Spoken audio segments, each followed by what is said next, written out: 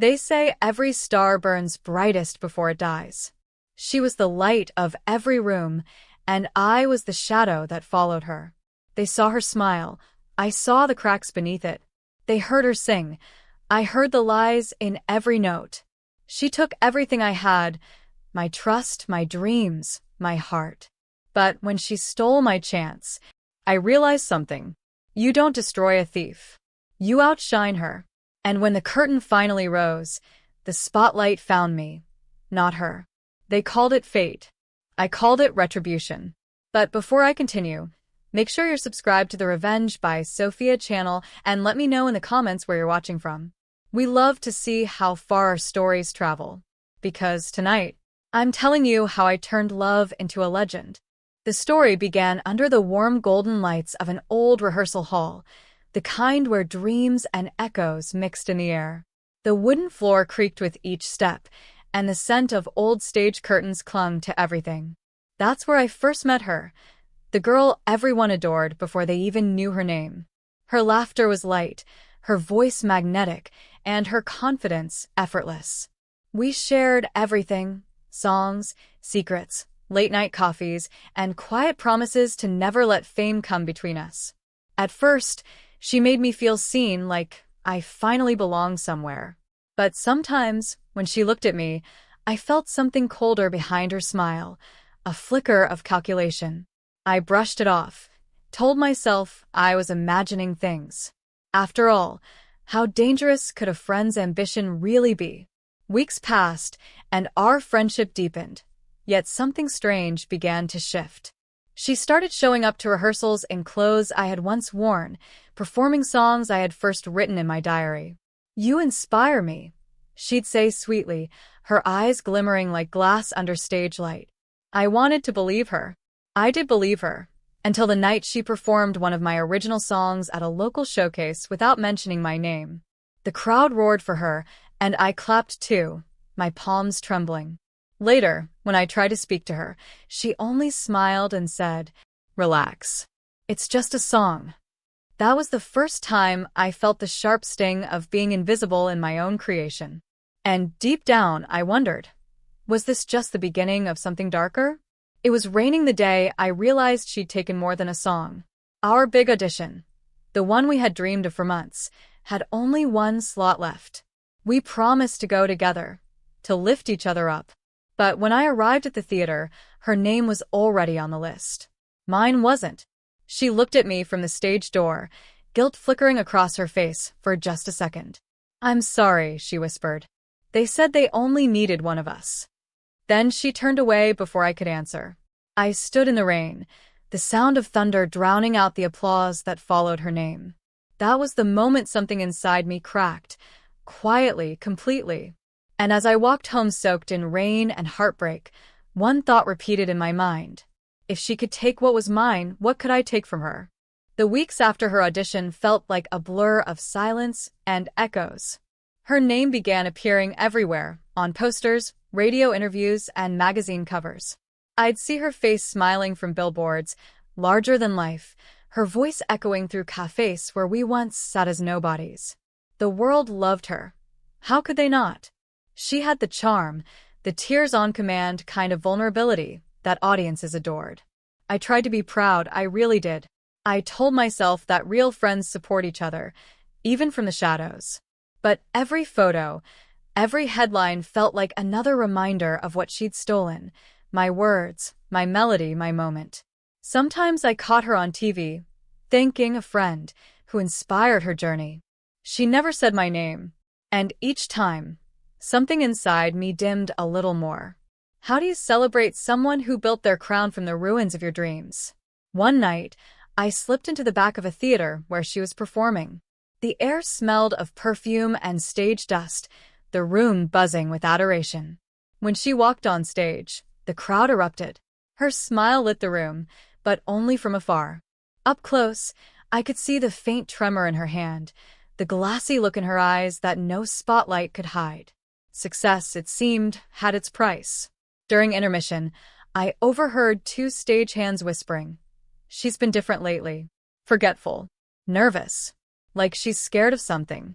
I watched her from the darkness, her laugh forced, her gaze restless, like she knew someone was watching her. And maybe she was right, because from that moment on, I couldn't look away. I told myself it wasn't obsession, it was justice waiting to be born. Weeks turned into months.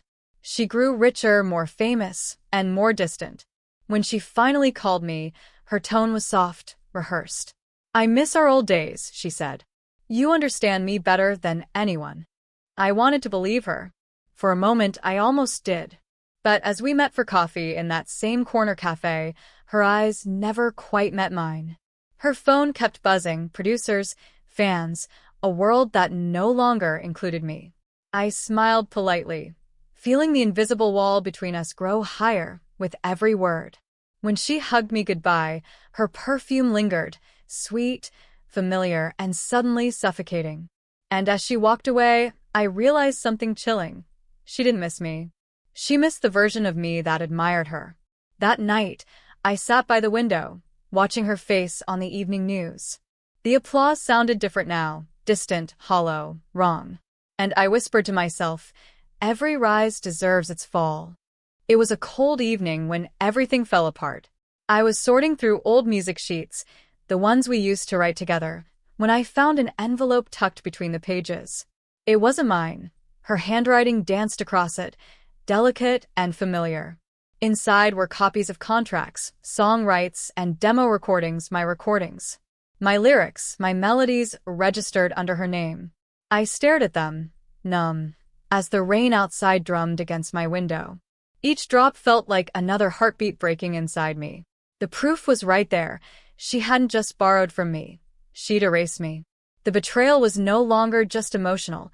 It was theft, deliberate and cruel. I remember whispering her name, softly at first, then louder. "How could you?" But there was no one to answer. Only the sound of rain and the soft hum of a dream dying. The next day, I went to see her.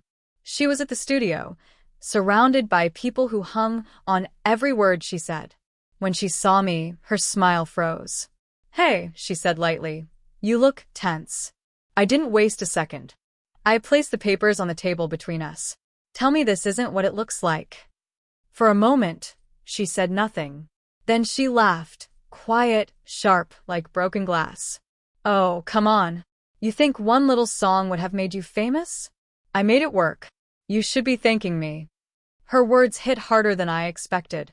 Around us, the room fell silent. She leaned closer, her perfume suffocating, her voice low.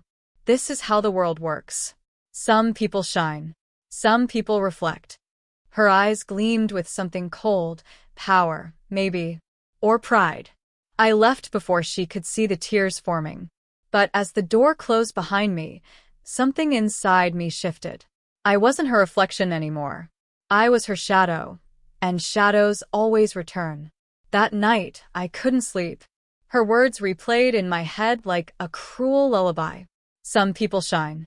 Some people reflect. Outside, thunder cracked across the sky, and in that lightning flash, I made a silent promise.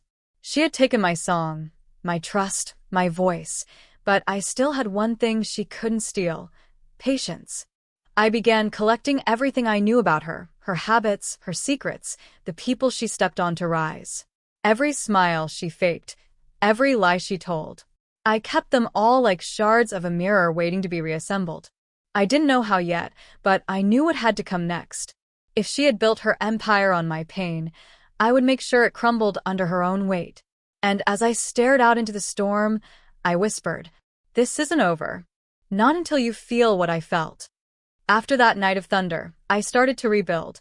Not the way I used to, but slowly, carefully, like mending a broken instrument. I took small jobs, practiced in empty rooms, and learned how to make my voice colder when I needed it and softer when it served me. The city became my training ground. Alleys for thinking, cafes for watching, lights for hiding. I watched her from a distance, learning how she moved, who listened to her, and which people rushed to fix her mistakes. I hid my anger beneath a polite smile and let the world believe I was still the quiet one who'd lost everything. But each night I wrote plans in a little black notebook, tiny steps, small lies, and patient traps. Would patient, careful work be enough to topple someone who already had the crowd? I made lists. Small things at first, names of her managers, dates of her shows, the pattern of when she drank too much before a performance. I watched how she reacted when a reporter asked a sharp question, and how her hands trembled behind the microphone when her stories tangled. I found her weak spots, a forgotten debt, a friendship she'd betrayed, a fear she tried to hide with laughter. I planted seeds of doubt among her inner circle, gently asking questions that sounded like worry or sympathy. People love to talk, and when you listen well, they give you what you need. Slowly, the map of her life filled my notebook like a spider's web, all connected, all delicate. But how far would I push those threads before she noticed them trembling? The first moves had to be small and invisible, like a hand slipping ink into someone's drink. I leaked a harmless rumor to a junior reporter. Nothing direct, just a question about her latest manager. It spread like smoke and made her team nervous. Then I fed a late-night producer a story about a missed deadline and watched the producer frown the next morning. Each small ripple grew, a canceled meeting here, a whispered doubt there. I stayed in the shadows, smiling at cafe windows while whispers started to catch up to her. With each tiny success, my confidence grew, but so did the risk. Would the tiny ripples be enough to crack the surface? Or would they only make her swim harder? Change didn't happen overnight. It began quietly, a new haircut, a darker shade of lipstick, a steadier tone in my voice. I stopped waiting for forgiveness and started dressing like someone who never needed it. The girl who once hid behind applause was gone. In her place stood a woman who could command it. I spent nights at small underground bars, performing songs no one recognized, my own words, my own sound. People started to notice. Whispers followed me out into the street, soft and curious. Who is she? The first time someone asked for my autograph, I felt something sharp and electric inside my chest. Not joy, not pride, power. And once you've tasted power, how do you ever go back to silence? The first time she saw me again, it was by accident, or maybe fate.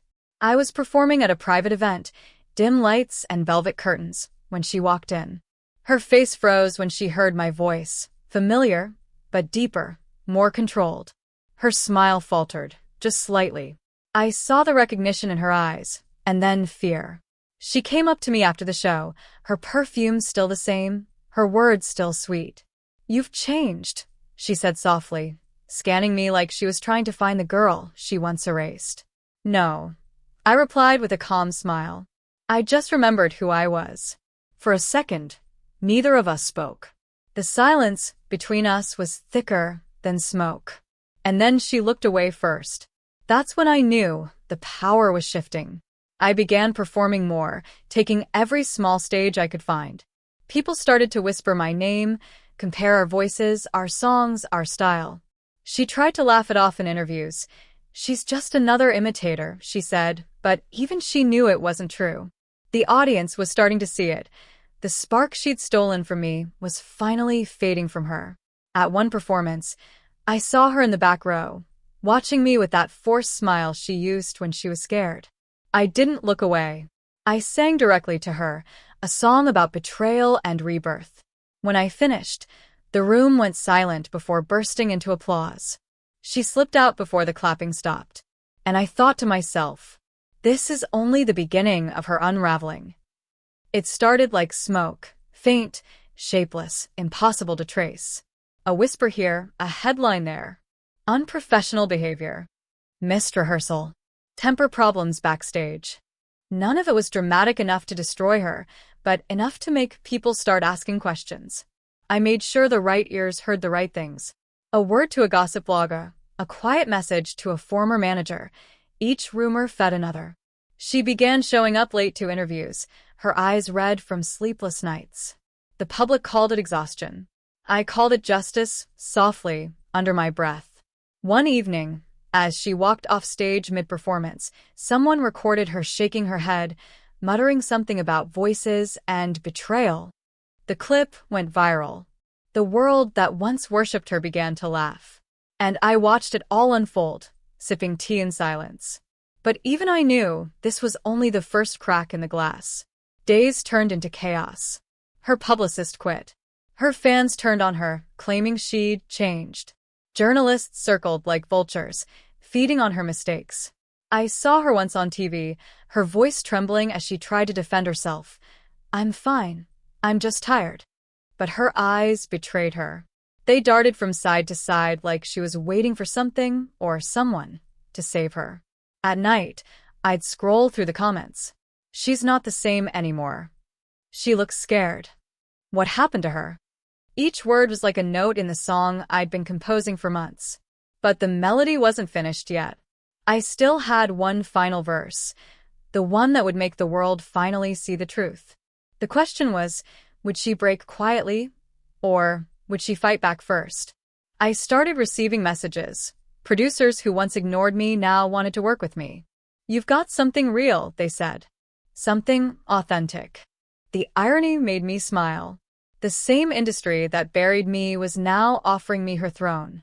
One night, I found her outside the same theater where we first performed. She looked smaller, wrapped in a long coat, cigarette trembling in her hand. "You did this," she whispered, eyes red and desperate. I didn't deny it. I just tilted my head and said, "No, you did this. I just let the world see it." Her face twisted, anger, fear, realization. And for the first time, she had no words left to steal. She dropped the cigarette and walked away into the rain. And as she disappeared down the street, I whispered to myself, "Now let's see how far the fall goes." It was late, close to midnight, when I heard the knock. Soft at first, then frantic.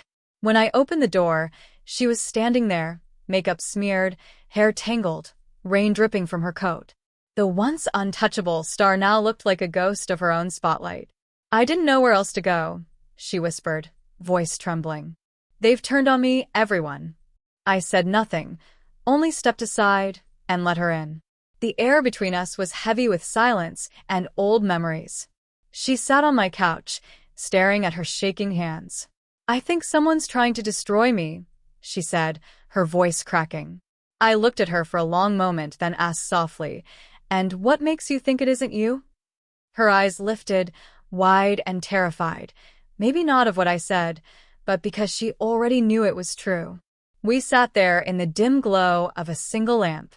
The rain outside beat against the window like a heartbeat that wouldn't slow down. She started talking about the voices, the pressure, the endless pretending. "I didn't mean to hurt you," she said. "You were just in the way. You always had something I didn't." Her honesty came too late. "You took everything," I said quietly. "My words, my music, my place beside you." Her eyes filled with tears. "You don't understand, I had to." "No," I interrupted, voice calm but sharp. "You wanted to." The silence that followed was deeper than any apology could reach. And for the first time, she saw it in my eyes, the part of me that had stopped forgiving a long time ago. She whispered, "What are you going to do?" I smiled faintly. "I already did." She stood slowly, her face pale, shaking her head as if trying to wake from a nightmare. "What does that mean?" she asked. I stepped closer, lowering my voice. "You remember that first audition you stole? The one that made you famous? You replaced my name with yours. Now I've done the same. Only this time, the world believed me." Her breath caught. She stumbled back. You planned this?" "Every rumor, every secret, every whisper," I said softly. "All I did was give back what you gave me." She looked at me like I was someone she'd never known. Maybe I wasn't. "You took my heart," I whispered, leaning close enough for her to hear every word. "So, I took your spotlight." The room fell silent. Outside, the rain finally stopped, as if even the storm knew it was over.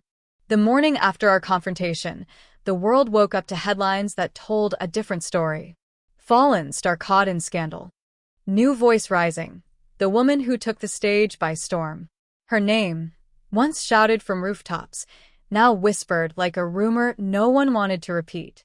Mine, once forgotten, was everywhere. Reporters wanted interviews. Producers offered deals. I smiled for cameras, gave careful answers, and let them think they'd discovered me overnight. But under the bright lights, I could still feel the echo of her eyes staring at me. The shock, the disbelief.